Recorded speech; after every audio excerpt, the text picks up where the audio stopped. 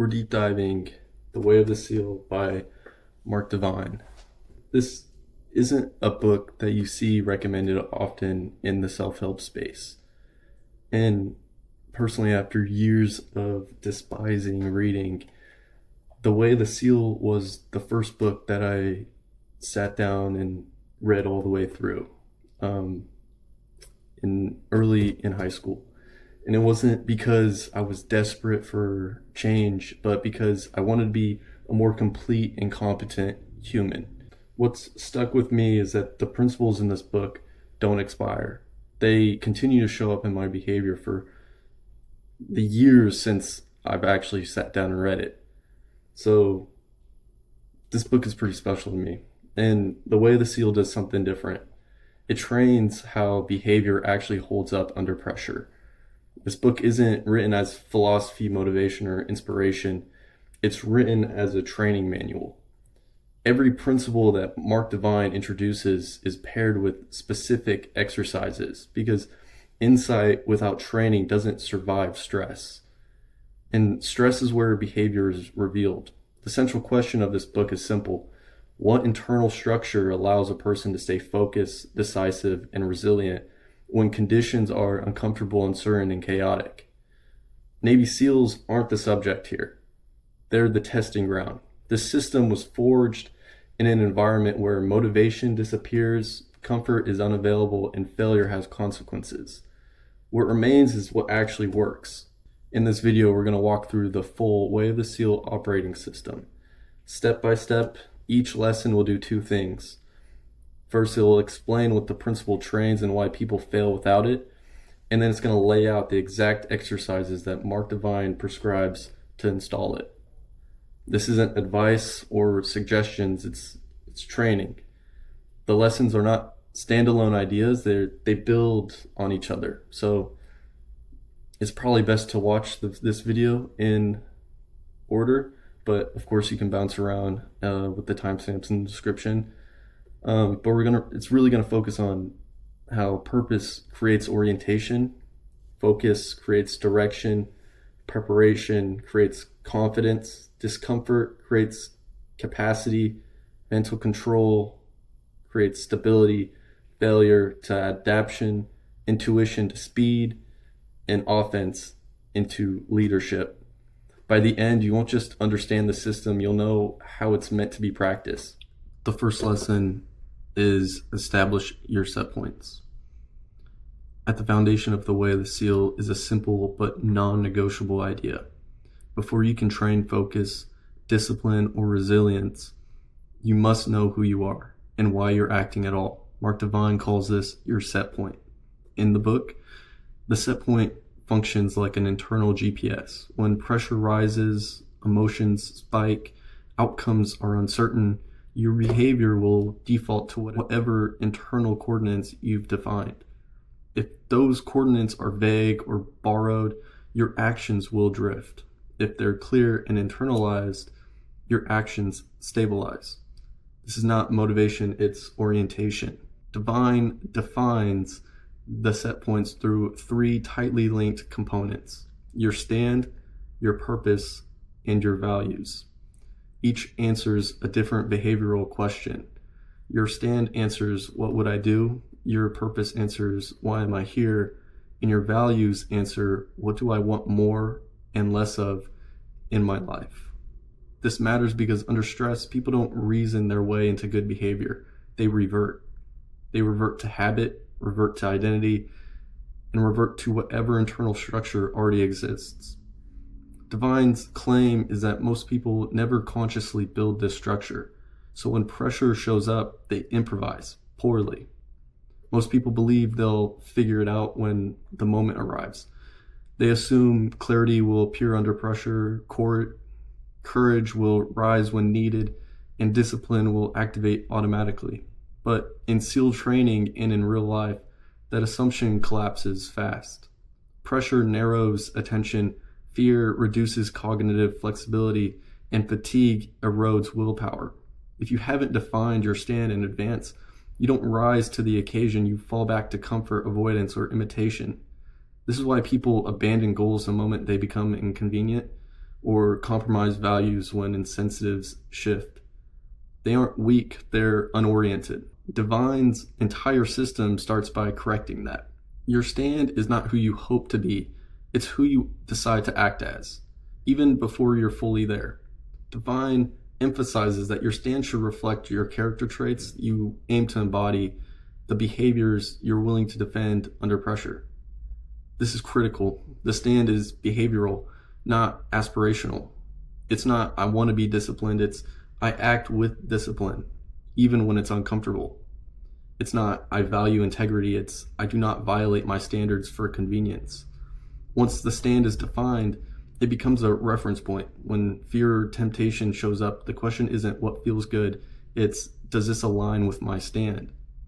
That single filter removes a massive amount of internal debate. Divine is careful about how he frames purpose. Purpose is not about excitement. It's about endurance. A purpose strong enough to guide behavior must extend beyond short-term outcomes and justify sustained effort. In SEAL terms, purpose explains why someone keeps moving when quitting would be logical. Without purpose, effort becomes conditional, and with purpose, effort becomes non-negotiable. This is why Divine insists that purpose cannot be borrowed. If your why comes from status, approval, or external rewards, it'll collapse under pressure. Purpose must be internal enough that even failure doesn't invalidate it. Values translate stand and purpose into daily decisions. They answer questions like, what do I prioritize when time is limited? What am I willing to sacrifice, and what boundaries do I refuse to cross? Divine treats values as decision filters, not moral statements.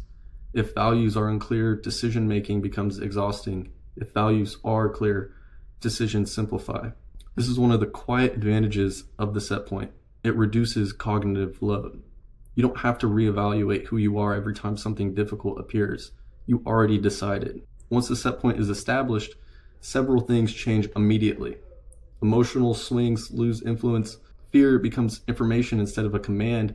Consistency replaces motivation, and stress no longer dictates direction. Not because life gets easier, but because internal alignment increases. Divine's framing is blunt. When pain or pleasure tries to pull you off course, the set point keeps you oriented. That's why he compares it to navigation rather than inspiration. Every principle that follows depends on this one. Focus without purpose becomes obsession or burnout. Discipline without values becomes hollow grind. Mental toughness without identity becomes suppression. The set points answers the most fundamental behavioral question: why should I endure this at all? Without that answer, no operating system holds.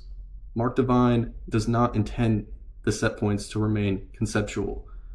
It must be installed. He prescribes deliberate practices to do that. The first exercise is define your stand. Write a clear statement of who you choose to be under pressure. Focus on behavior, not personality traits. The stand becomes non-negotiable and precedes emotion. This trains identity before stress, not during it. The second exercise is purpose through silence. Sit in silence regularly, daily if possible, and ask one question: why am I here? Do not force an answer, and allow insights to surface over time. Divine emphasizes silence because purpose emerges from stillness, not effort. The third exercise is values as filters. List what you want more of and less of. And then use this list to evaluate decisions, revisit and refine periodically. Values reduce decision fatigue by eliminating internal debate.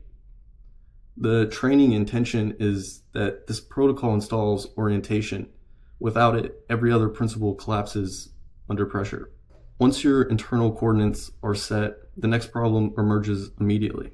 Even with purpose, people still scatter their effort. They chase too many targets, they dilute attention and confuse movement with progress.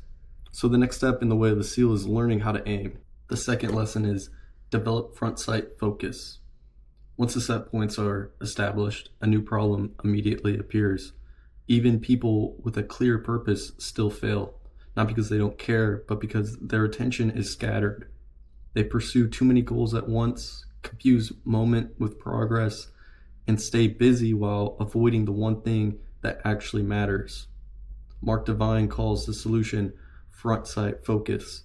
This principle explains how elite performers direct attention under pressure and why most people lose effectiveness the moment complexity increases. The phrase comes from marksmanship. When aiming a weapon, the shooter does not look at the entire battlefield. They don't fixate on the target in the distance either. They focus on the front sight, the one alignment point that determines accuracy. Divine applies this directly to human behavior.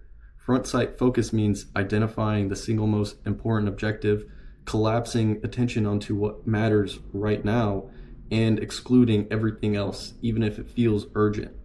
This is not multitasking, it's intentional narrowing. And it's one of the main reasons SEALs appear capable of handling extreme workloads. They're not doing more, they're doing less more precisely. Most people equate productivity with activity. They keep multiple goals active at once, like long-term ambitions, short-term fires, social obligations, and internal worries. The result is chronic diffusion. Attention leaks in every direction, and nothing receives full engagement. Under stress, this gets even worse. Anxiety pulls attention into the future, fear fixates on outcomes, and overwhelm triggers avoidance. Divine's observation is simple. You cannot execute effectively without focused attention, and attention cannot be sustained without deliberate training. In the book, it separates goals into two categories. The first are end state goals, which these are long-term objectives and the destination. The second is path goals. These are the immediate targets that move you forward. The mistake people make is trying to hold both in focus at the same time. They understand that the end state provides direction and the front sight is always the next actionable target. You acknowledge the destination, then you let it go. Execution happens one step at a time. Divine teaches front sight focus as a structured discipline, not a mindset. It unfolds in 4 stages. First one is prepare the mind. Before focus is possible, the mind must be calm. Stress fragments attention, and agitation multiplies internal noise.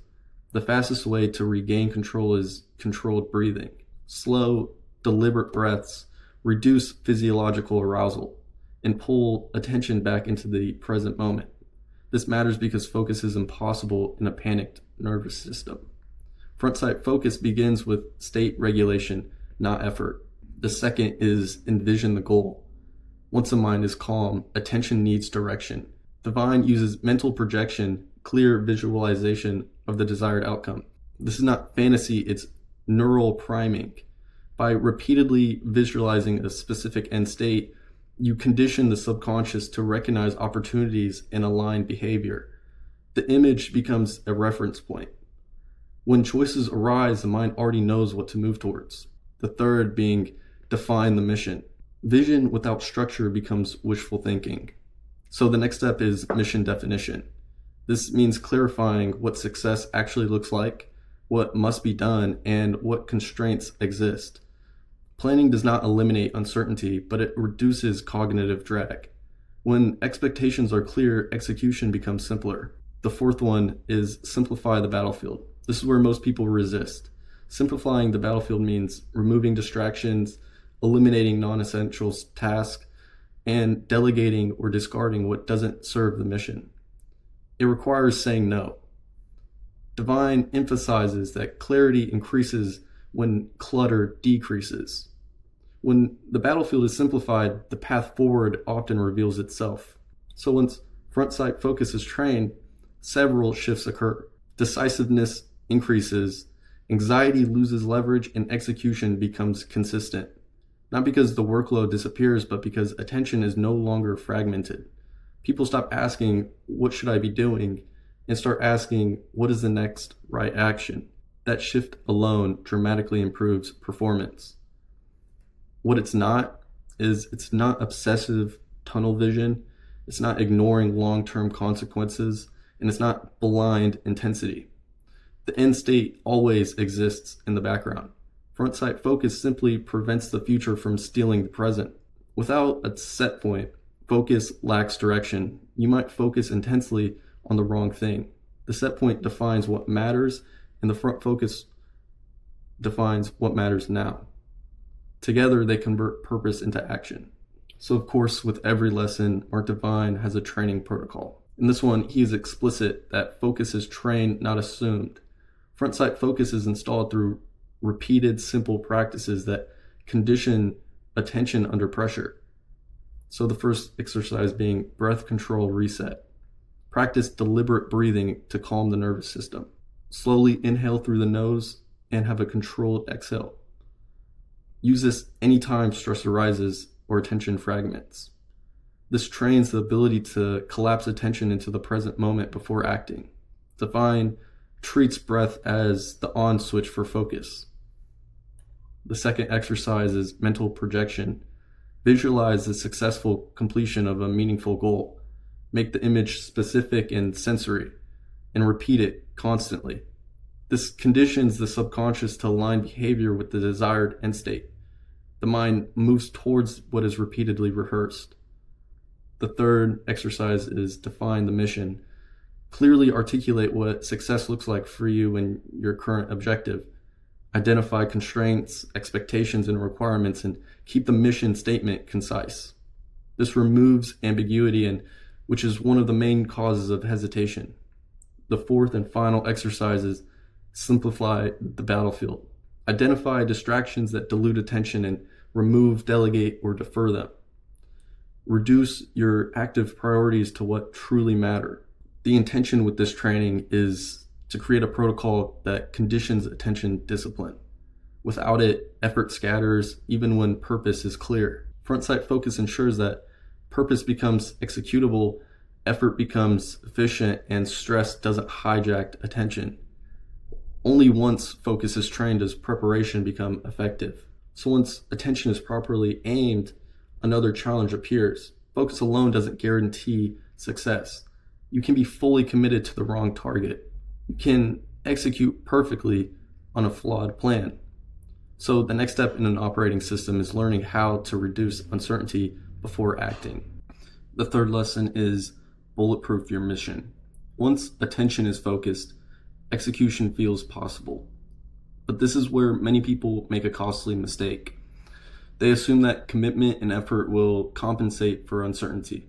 They believe confidence can substitute for preparation. Mark Divine rejects that entirely. And in The Way of the Seal, performance doesn't depend on optimism. It depends on risk reduction. This is the purpose of bulletproofing the mission.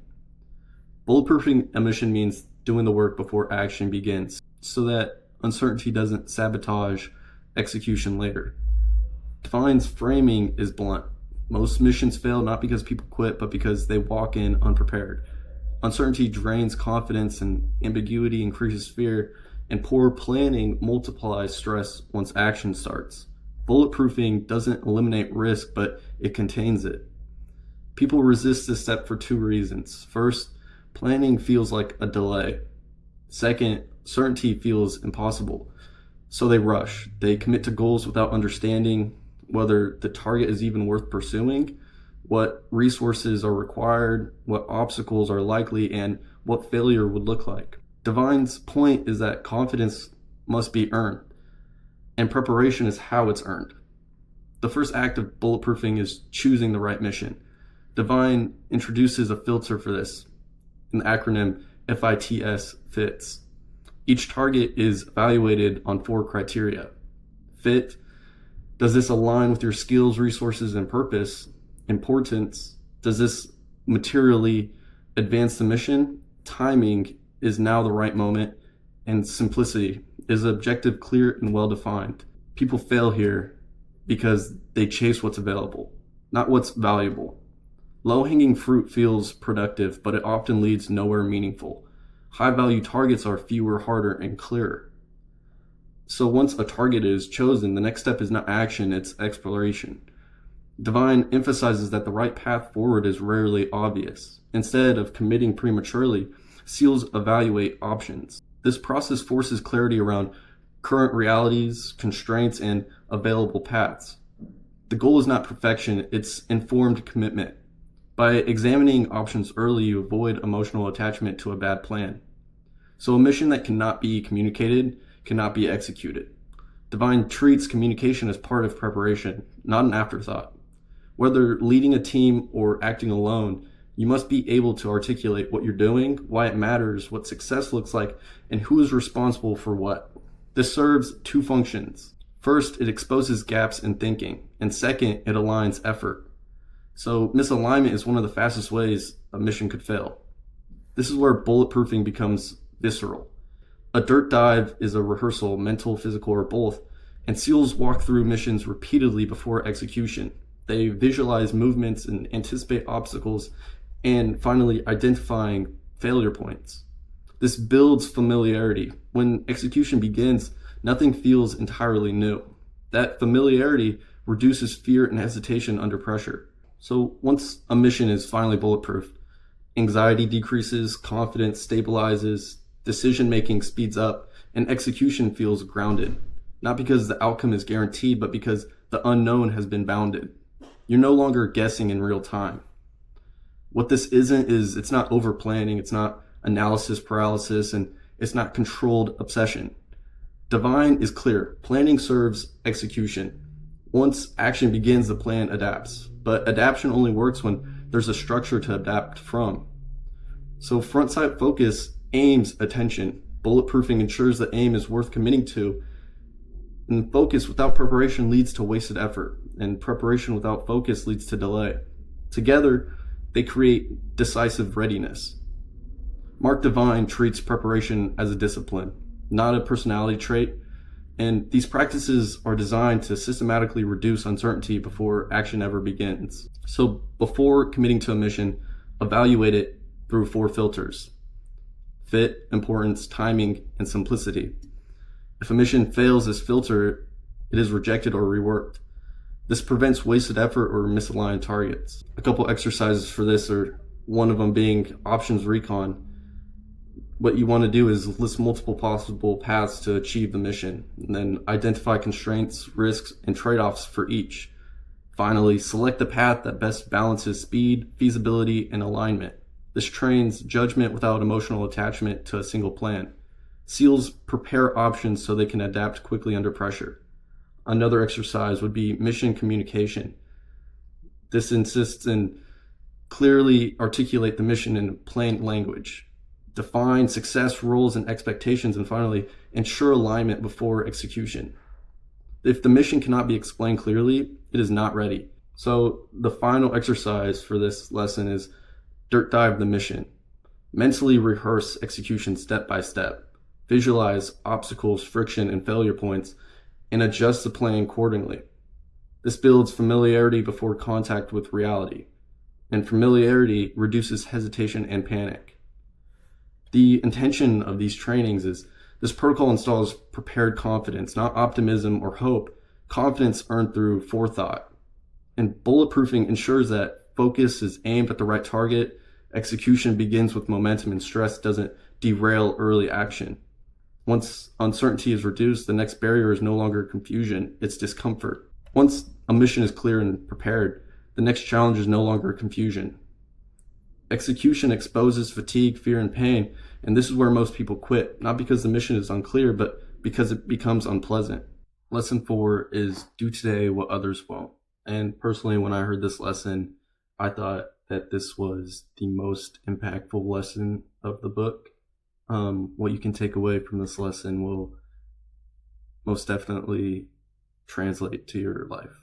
Up to this point, failure has mostly been structural. People fail because they lack purpose and because their attention is scattered. But even when all of that is done correctly, most people still quit. Not because they can't continue, but because continuing becomes uncomfortable. This is the problem the 20X factor is designed to solve.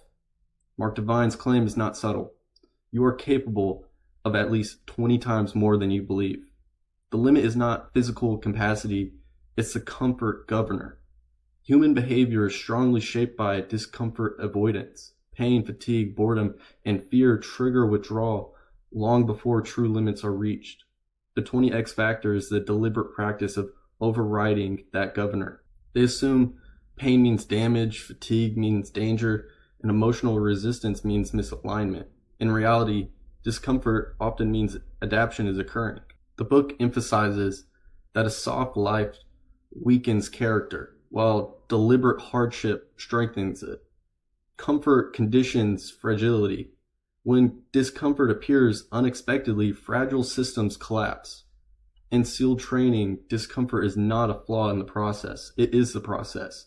Cold, exhaustion, uncertainty, and repetition are used deliberately to expose mental limits and restrain responses. The goal is not suffering for its own sake. The goal is learning that pain is temporary, fear is survivable, and effort can continue without certainty. This recalibrates behavior. What once triggered quitting now becomes tolerable. Divine uses the phrase, embrace the suck. It doesn't mean enjoying the pain. It means not negotiating with it. When discomfort appears, the question is no longer, how do I make this stop? It becomes, how do I continue despite this? This single reframing changes everything.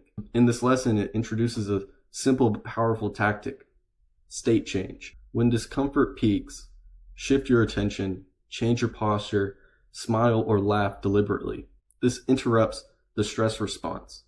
It sounds trivial, but it works because emotions follow physiology. You don't wait to feel better to act better. You act better to feel better. The 20X factor is sustained by 3 character habits. The first, discipline. Discipline is the spark. It's the ability to act without negotiation. Discipline is built through small daily acts of follow-through. Not intensity, but consistency. The second is drive. Drive is the fuel. It comes from connecting effort to purpose. And when effort feels meaningless, resistance rises. When effort serves a larger mission, endurance increases. The third and final is determination. Determination is the long view. It's the refusal to stop simply because progress is slow. Determined people stay when others leave, not out of ego, but commitment. Once discomfort is reframed as training, effort becomes less emotional, quitting impulses lose authority, confidence grows through proof, not affirmation, and identity shifts from capable to durable. People stop asking, can I do this, and start asking, how long am I willing to stay in it? That shift alone separates elite performers from everybody else. What it's not is, it's not constant overexertion, it's not reckless self-punishment, and of course not ignoring recovery. Divine is clear. Discomfort is applied strategically. The goal is expansion, not destruction. Preparation gets you to the starting line, but the 20X factor keeps you moving after the novelty wears off. Planning fails without endurance, and endurance fails without preparation. Together, they produce sustained execution. The book treats discomfort as a deliberate conditioning tool. These practices are meant to expand capacity, not exhaust it. This lesson includes 4 exercises. The first one is daily discomfort practice. Choose one intentional discomfort to face each day. It should be safe, controlled, and uncomfortable. Examples of this could include like physical exertion, cold exposure, or sustained effort. The goal is not intensity, it's familiarity with resistance. This trains the nervous system to stop interpreting discomfort as a stop signal. The second exercise is a reframing of embrace the suck. When discomfort appears, consciously label it as training. Replace resistance with acceptance and shift attention to continuation rather than relief. This trains psychological endurance. The third exercise is state shift under pressure. When fatigue or resistance peaks, change your physical state. Adjust your posture, breathe deeply, smile or laugh deliberately. Emotion follows physiology. This interrupts the stress loop and restores control. The fourth and final exercise is discipline through small wins. Commit to one non-negotiable daily habit. Keep it small enough to complete consistently and never negotiate skipping it. This trains discipline as identity and not effort. So of course the intention of this training is to expand capacity for sustained effort. Without it, preparation collapses when things get hard. The 20X factor trains the ability to stay in the fight. Once discomfort no longer dictates behavior, a deeper challenge emerges: internal control. The fifth lesson is forge mental toughness. By this stage in the system, Most external obstacles have been addressed. You know your purpose, your focus is clear, mission is prepared, and you've trained yourself to endure discomfort. And yet people still break, not physically but internally. They lose emotional control, they spiral mentally, and sabotage execution with their own thoughts. This is why Divine treats mental toughness as its own discipline. Mental toughness is not emotional suppression. It is emotional regulation. It's the ability to stay calm under stress, maintain clarity when outcomes are uncertain, keep internal dialogue constructive, and recover quickly after emotional disruption.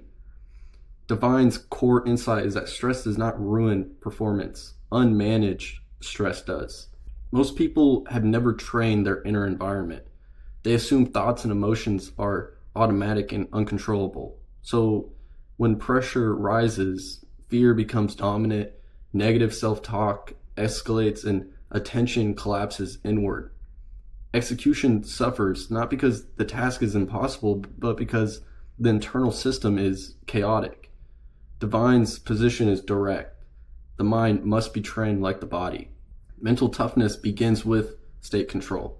When stress spikes, the nervous system drives behavior.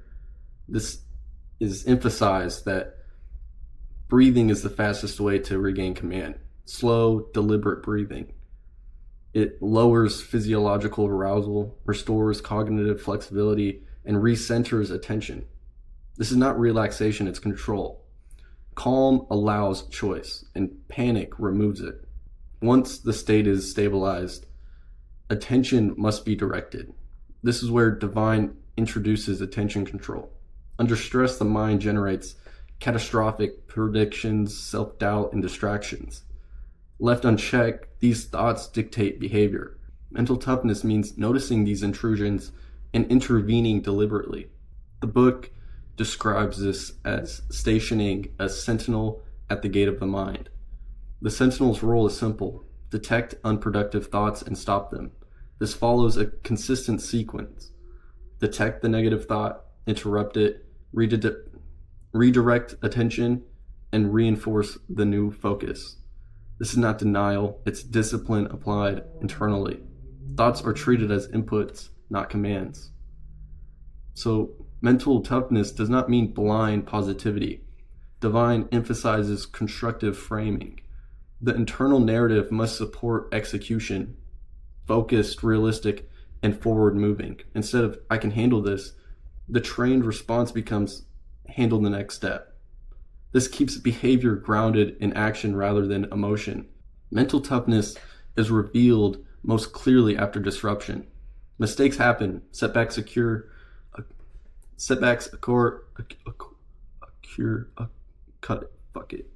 Mistakes happen. The question isn't whether emotions will spike, it's how quickly you recover. Divine frames resilience as speed of return. Elite performers do not avoid emotional impact, they minimize how long it controls them. Treat goal setting as a tool for mental conditioning. Clear, achievable goals create momentum, confidence, and evidence of capability. Each completed goal reinforces identity, and mental toughness grows through proof, not affirmation. Finally, Divine emphasizes limiting exposure to unnecessary negativity. Mental toughness isn't built only by training harder, it's preserved by controlling inputs. Excessive negative media, distractions, and chaos degrade internal discipline. What you allow in your mind shapes how you respond under pressure. Once mental toughness is trained, stress becomes manageable, focus stabilizes under pressure, emotional reactions shorten, and execution becomes reliable. People stop being controlled by their inner environment, they begin commanding it. The 20X factor trains endurance. Mental toughness trains control, and endurance without control leads to burnout. Control without endurance leads to fragility. Together, they create sustained performance. Like all lessons, there's a training protocol for this. Mark Divine is explicit. Mental toughness is not a mindset you adopt. It's a skill you train daily. These exercises are designed to give you command over stress, attention, and inner dialogue. The first exercise is breath as the stress switch. Practice controlled breathing daily. Use slow, deliberate inhales and extend exhales. Apply immediately when stress or emotions spike. This trains rapid nervous system regulation, and breath is the fastest way to reclaim choice under pressure. The second exercise is sentinel thought discipline. Observe your internal dialogue during stress. When a negative or distracting thought appears, detect it, interrupt it, redirect attention to the task, and reinforce your constructive self-talk. Thoughts are treated as inputs, not authorities. This conditions mental discipline. The third exercise is mantra underload. Choose a short, neutral, or positive phrase. Repeat it during moments of fatigue or stress, and use rhythm and repetition to stabilize attention. This anchors the mind when cognition degrades. SEALs use this to maintain performance under extreme conditions. Exercise 4 is emotional recovery practice. After emotional disruption, track how long it takes to regain control. Actively shorten recovery time using breath, posture, and refocus. Of course, this training intention installs internal command. Stress no longer decides behavior, you do. Mental toughness stabilizes the inner environment, so once thoughts and emotions are regulated, you gain the capacity to act without certainty. That unlocks the next principle. Once the inner environment is stable, a new capability becomes possible. You can act without certainty. You can move forward even when plans are incomplete. That requires commitment and a new relationship with failure. All right, now that I have time to get back to this, lesson 6 is break things. Up to this point, the system has been about control. Control of purpose, attention, preparation, discomfort, and the inner environment. Now comes the shift. At some point, control becomes insufficient because real-world execution is never clean. Plans encounter friction, information is incomplete, and conditions change mid-stride. This is where many people hesitate. Arc Divine's response is uncompromising. Commit fully and be willing to break things. This principle is not about recklessness. It's about bias towards action. Divine is clear that elite performers do not wait for certainty. They move forward with commitment, adjust rapidly, and learn through contact with reality. Break things means committing without keeping a psychological escape hatch, acting decisively even when the plan is imperfect, and accepting failure as a training input, not a verdict. It's the difference between trying and doing. Most people stall at this stage for one reason: the fear of failure. They've done the thinking, done the planning, trained discipline and endurance, but when it's time to act, they hedge, delay, they keep options open just in case. That hesitation fractures commitment. Divine emphasizes that partial commitment produces partial results. If you're still negotiating with the possibility of quitting, you're not fully in the fight. Divine frames commitment as irreversible. Once you commit, success is assumed. The only variable is how. This mindset changes behavior immediately. When retreat is no longer an option, creativity increases, persistence intensifies, resourcefulness expands, and the mind stops asking, should I continue, and starts asking, what will work? This is not arrogance, it's clarity. Divine stresses a core operational truth. A good plan executed now is better than a perfect plan executed too late. Waiting for certainty creates stagnation. SEALs act with incomplete information, shifting variables, and time pressure. They accept this because movement generates information. Staying still generates none. This is where Divine reframes failure entirely. Failure is not something to avoid, it's something to use. In elite training environments, failure is expected. Attempts fail, approaches break, assumptions collapse. Each failure provides data. Divine's model here is simple. Act, fail, or encounter resistance, analyze what broke, adjust, and re-engage. This loop accelerates learning. The goal is not to fail less, it's to fail forward faster. Failure only destroys people who attach it to identity. Divine separates performance feedback from self-worth. Failure means a good method didn't work, a plan needs refinement, or assumptions were wrong. It does not mean you are incapable, the mission is invalid, and quitting is justified. When failure is depersonalized, action becomes sustainable. Divine also applies this principle beyond individual performance. Systems improve by breaking outdated structures. Rigid adherence to what used to work prevents adaptability. Elite operators stay effective because they challenge assumptions, abandon failing approaches quickly, and rebuild better systems. Once this principle is internalized, hesitation decreases, decisiveness increases, fear loses leverage, and adaptability becomes natural. People stop waiting for permission, they move, adjust, and move again. It's not careless action, ignoring preparation, or impulsivity. Everything earlier in the system still applies. This principle activates after preparation, not instead of it. Mental toughness stabilizes the inner world. Breaking things demand trust in that stability. You act knowing discomfort won't stop you, stress won't derail you, and failure won't define you. That trust is earned through the previous lessons. Mark Divine treats execution as a learning engine. These practices are designed to train decisiveness, adaptability, and a neutral relationship with failure. There's a couple exercises for this. The first one is a one-way commitment. Select a mission that matters, make a conscious decision to remove the psychological exit, and assume success is required. Only the method is adjustable. This trains full engagement. Have commitment fractures effort and creativity. The second exercise is a bias towards action. When uncertainty is present, choose informed action over delay. Execute a reasonable plan rather than waiting for a perfect clarity, and adjust based on real feedback. Movement generates information. Stillness generates none. The final exercise is rapid adjustment practice. Regularly review what is not working. Abandon ineffective methods without emotional attachment and replace them quickly. Divine emphasizes adaptability over attachment. Clinging to broken plans wastes momentum. This protocol conditions decisive execution under uncertainty. Fear of failure loses leverage when failure becomes instructional. Why this matters so much is breaking things trains trust in action.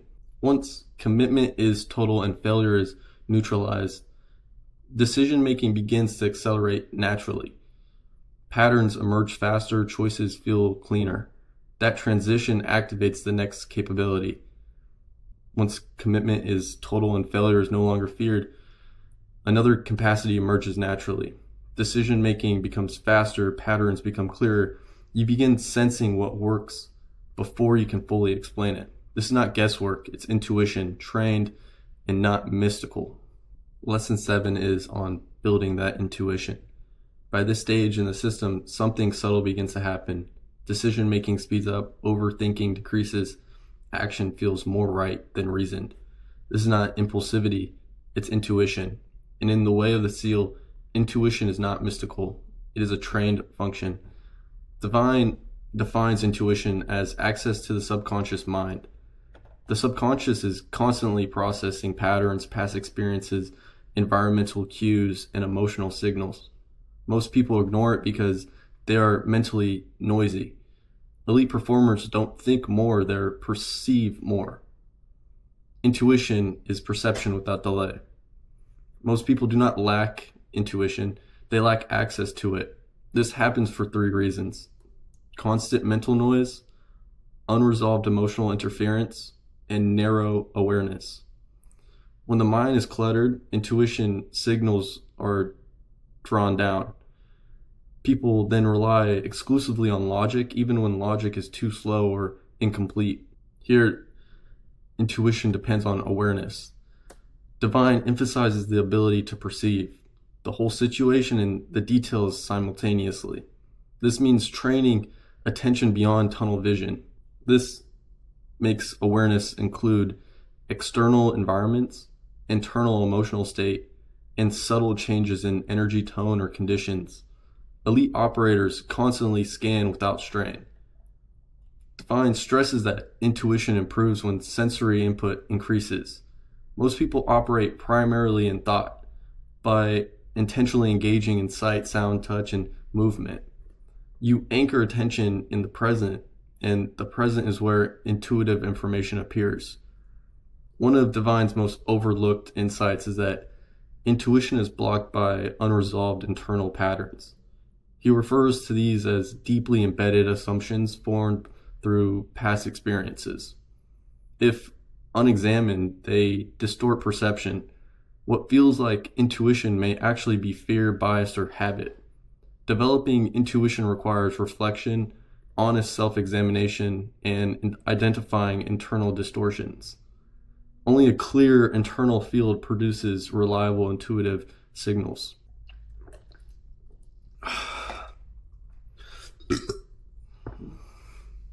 Divine emphasizes that intuition cannot be commanded, it must be invited. This is why he advocates stillness, silence, reflection, and deliberate pauses. Questions are posed without demanding immediate answers. The subconscious responds when space is created. Intuition does not replicate logic, it complements it.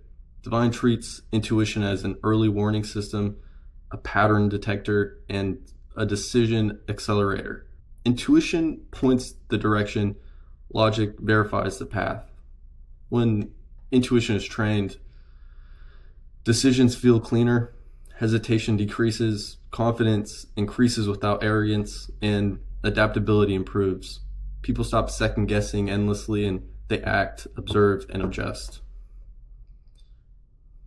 What it's not impulse, it's not emotion driven reaction, and it's not superstition. True intuition is calm and not urgent. Intuition strengthens through experience. Breaking things generates feedback, and feedback refines perception. The more you engage reality, the better your intuition becomes. Of course, there's a training protocol.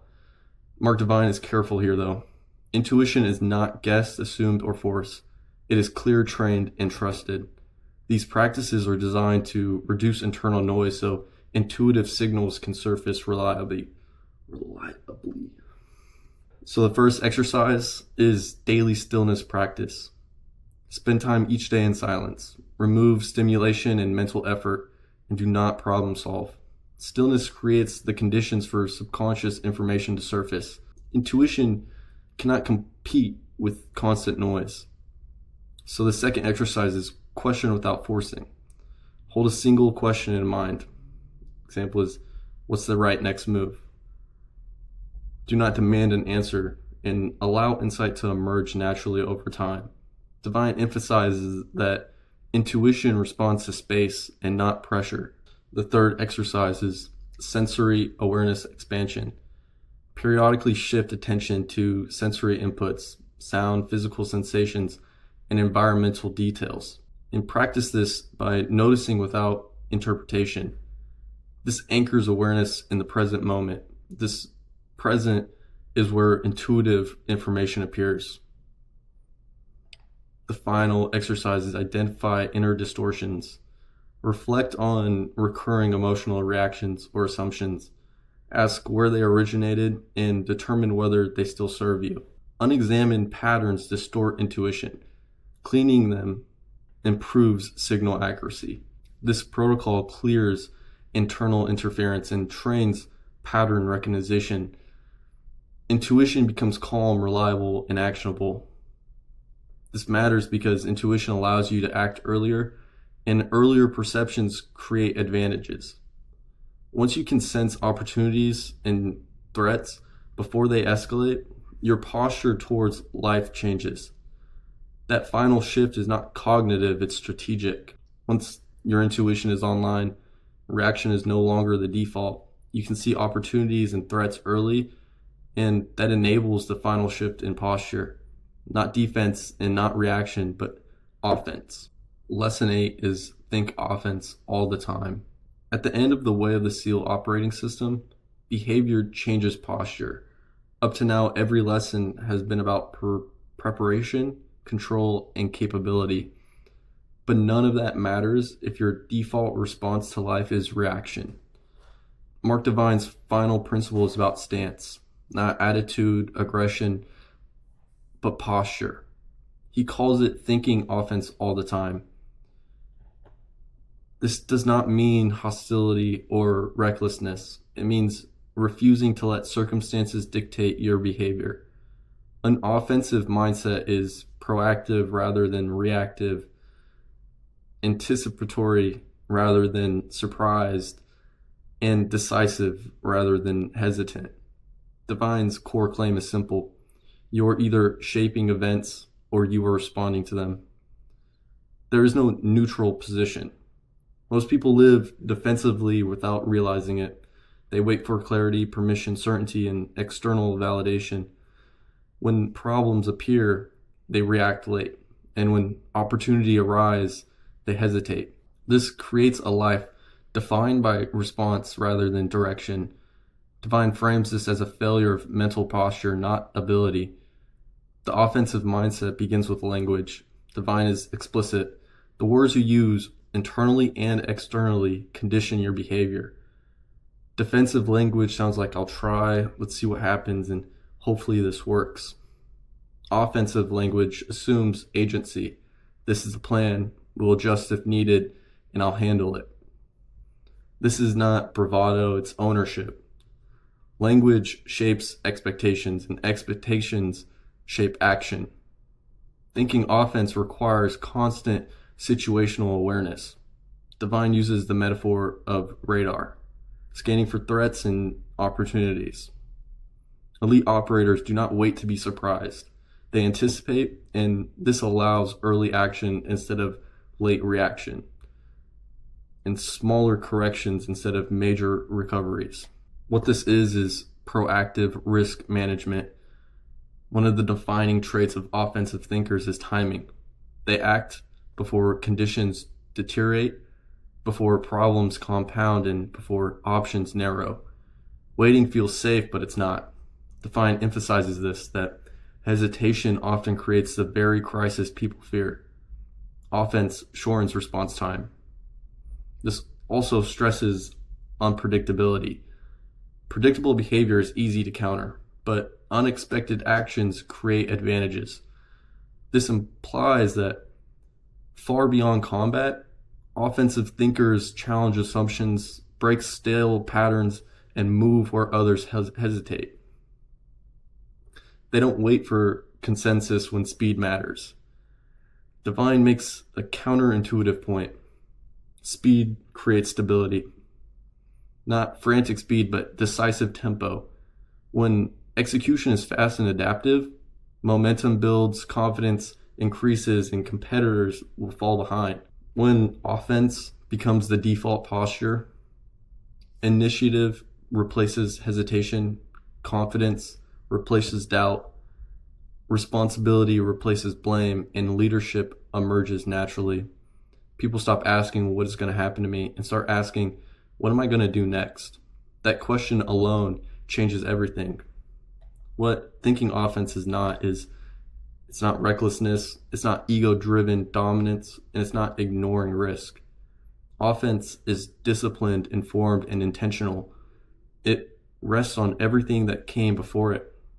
Thinking offense only works if purpose is clear, focus is trained, preparation is done, discomfort is tolerable, the mind is in control, and failure is neutralized, intuition is active.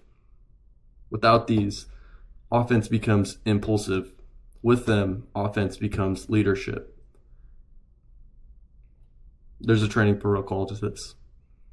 And Mark Divine frames offense as a trained posture, not a personality trait. These practices condition initiative, speed, and ownership, so reaction never becomes the default. The first exercise is language discipline.